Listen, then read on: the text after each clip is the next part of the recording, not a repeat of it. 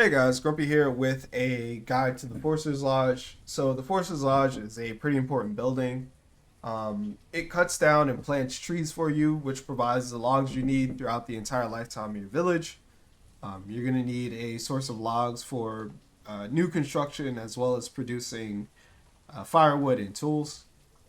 So you want to place these down pretty early on so that they can tackle that for you.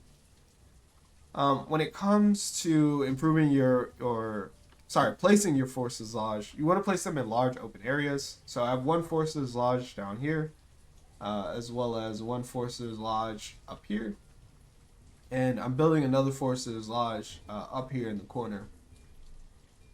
Um, your forces can't place trees on bodies of water or mountains, so you really want to avoid that. Again, large flat areas are preferred. And as far as staffing goes, if you're in a large open area like this, four foresters is just fine. An area as good as this could probably support five or six. However, four is the maximum that you can place in one building. This forces lodge down here can also support up to four villagers, even though it's a smaller area. If you wanted, you could also put three down here, but four would work just fine. Even if your villagers aren't cutting down trees, they are planting trees. And honestly, given how much your villagers are walking around, four villagers here probably wouldn't even be enough to cut down this entire forest bald, and they're just sitting around idling. So there's nothing to worry about there. A small area like this, however, three villagers would probably be more than enough and would actually cut down all the trees, and then you would have some idling. I'm probably just going to stick two villagers up here in this forces lodge. So that's placement. Next, let's talk about efficiency. In order to make your forces lodge as efficient as possible, you want to do four things. The first thing is you want to put a stockpile near your foresters. So I like to put down a 4x5. It's just large enough to hold enough logs, as well as not being so large that it's cutting down it's creating too large of a footprint within your circle and removing the amount of potential trees that you could plant in that area. The next thing is you want to decide what you're going to do with your housing. You can either put housing inside of the circle, or you can put housing outside of the circle. If you put housing inside the circle, you're maximizing efficiency because your villagers will walk right across the road, get their food and their warmth, and then walk back to the Forcer's Lodge and continue cutting down trees. If you put them outside of the circle, then they have to walk a little bit of a distance to do that. However, you're maximizing the amount of trees you have in this area. So here, you can do either or. But something like up here, where you don't have a lot of area to plant trees, you really want to maximize that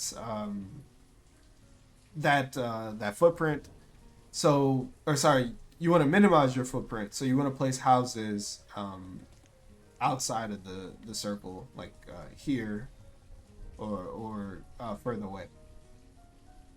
The next thing that you want to do is you want to make sure that your villagers are educated. So educated villagers, when they harvest a tree, they get more logs per tree. So uneducated villagers will produce 2 logs. Educated villagers will produce 3. So they'll spend less time cutting down trees and more time gathering resources. The last thing that you want to do is you want to put your foresters, you want to give your foresters warm clothing if you can.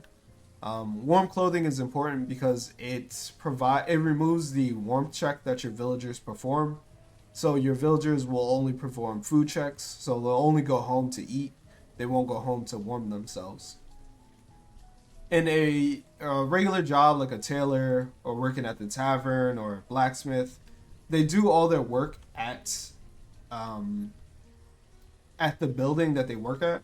So if they're cold or if they're hungry, they just walk home once and then they go back to the building and then they can continue their work.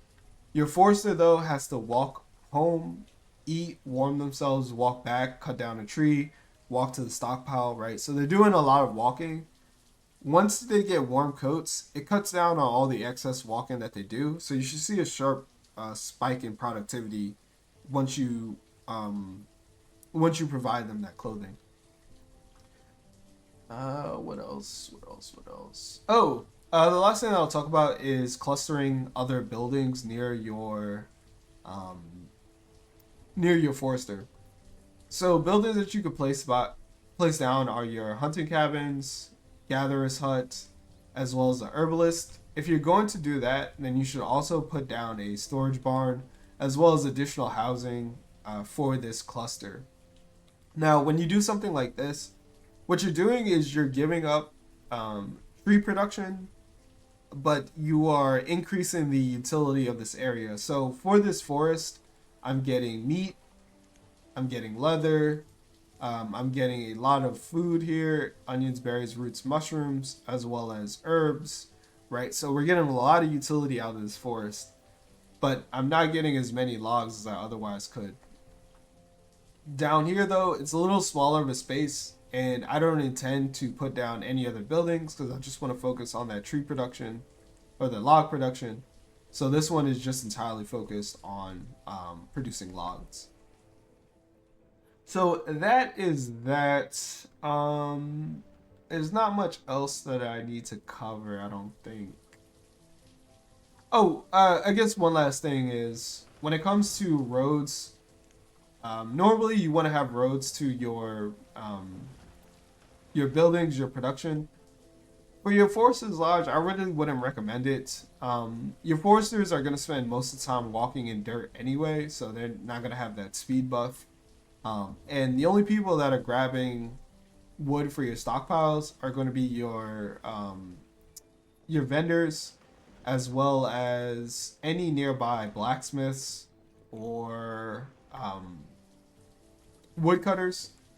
So there's not really much of a benefit. You're just sacrificing land that could be dedicated to trees anyway. Anyway, that's the guide to Forest's Lodge. You can expect roughly 75 to 90 logs per villager per season. Once they're educated, they have good tools, and they have warm clothing. Anyway, other than that, Grumpy out.